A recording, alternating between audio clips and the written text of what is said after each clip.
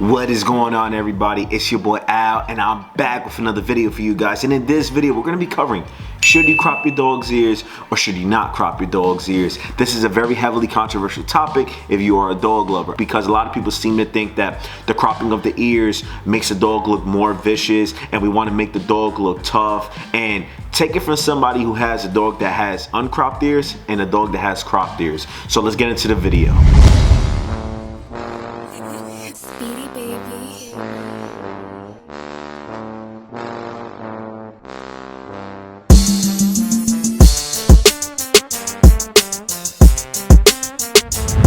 Now, when discussing the cropped ears and the not cropped ears, you have to ask yourself first and foremost the most important question: do you want a show dog or do you want a pet?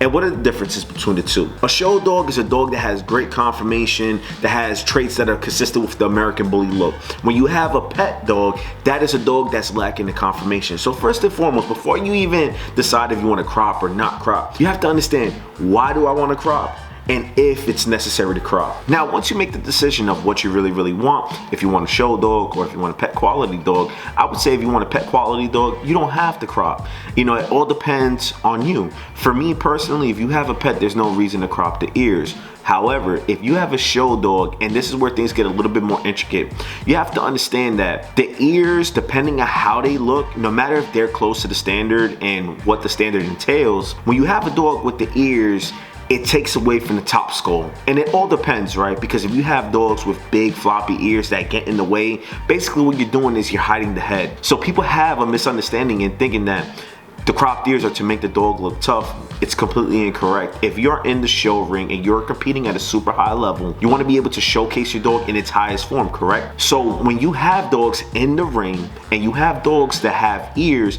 in my opinion, because I own those, when you have a dog that's like that, your dog needs to be damn near perfect to be able to get recognition. And to me personally, if the judge has to choose between two really tough dogs, one has the cropped ears, one doesn't have the cropped ears, the judges are a little bit more swayed to take the dogs with the cropped ears. And why is that? It is because when you see a dog with their cropped ears, it really showcases the top skull, it really showcases those apple cheeks, it really showcases the head of the traditional American bully. And that is the biggest trait the American bully breed is supposed to have, and that is the most noticeable, is the head. And when you have these big floppy ears going over the head, it could take away from the head. So I don't know if you're familiar with the conformation show evaluating process. The judges are going to come up to you first, they're going to check the bite, and then they're going to feel around the head. They want to feel how thick that top skull is, they want to feel how round those cheeks are, they want to feel the head shape. They're looking for certain things when evaluating the dogs. So next up, once the judges evaluate your dogs and they evaluate the top skull and they evaluate the cheeks, and they're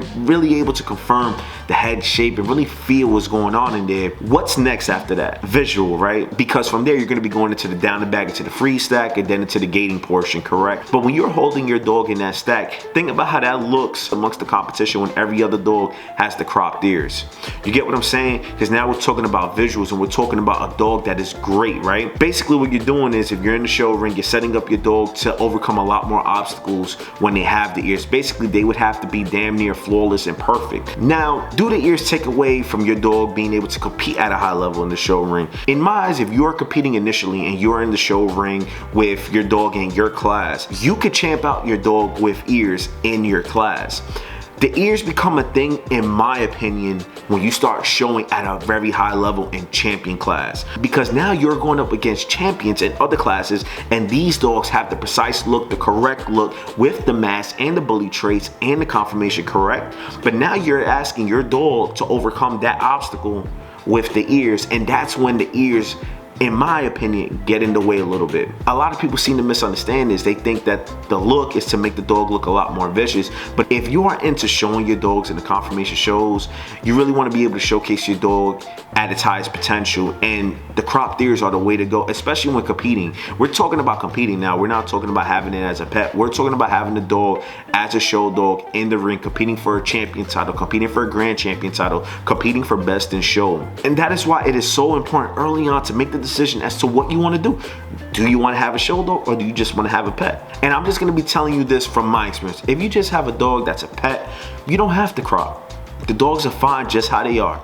If you have a dog that's in the show ring and you want to compete at a super high level, then maybe you should consider cropping the ears. Now, I'm not saying that the dog is not going to show at its highest level with the ears. It's just that when you're competing, especially in the ABKC, when you're trying to compete for the grand champion title and compete for best in show and compete against the top dogs, you have to come correct. And if you have a dog with ears, you have to understand that that dog has to be damn near flawless. We're talking about the dog has to be undeniably better than the competition. And that's an obstacle that's very hard for those type of dogs to overcome. Imagine this, your dog is in the ring with 14 other dogs and your dog is the only one with cropped ears. So right away the ears takes away from the look. Now, it's not to say that the ears are bad. In my opinion, as long as the ears fit the standard and they're not too floppy, I think you can have a successful run, especially towards becoming champion. When you start getting into champion class and start really trying to compete at a high level, that is when the ears become a little thing. Okay, everybody, so that wraps up the video. And I'm just gonna tell you, because I've gotten some blowback on Chanel having the cropped ears,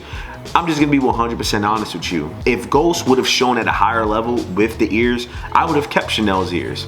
The only reasoning behind me cropping Chanel's ears was the simple fact that I wanted to compete at a high level in the show ring and I didn't want the ears to hamper her. You get what I'm saying? I wanted her to hit her highest ceiling. Like for me personally, I feel like Ghost, he's amazing right now. Can you imagine how great he would look with the crop, really showcasing the head, you know? And for me personally, it's all confirmation show based. People want to say, well, you know, you're hurting the dog and you're putting them through pain. And the honest truth is, the dogs can get cropped and literally half hour later, they're running around like nothing ever happened, especially if you're doing when they're puppies, you know? But to me personally, you have to understand what you're in this for. If you're in this for the confirmation show ring, crop. If you're not in this for the confirmation show ring, you just want a pet, don't crop. You know, but just understand there are some things that could come up if you don't crop the ears. But, you know, with all of that being said, it's all your decision. It's all up to you. So that wraps up the video. Please don't forget to like, comment, and sub to the channel. Check off the bell notification icon to become part of the family. And with all of that being said, that wraps it up. And we'll catch you on the next one. We're up and out of here.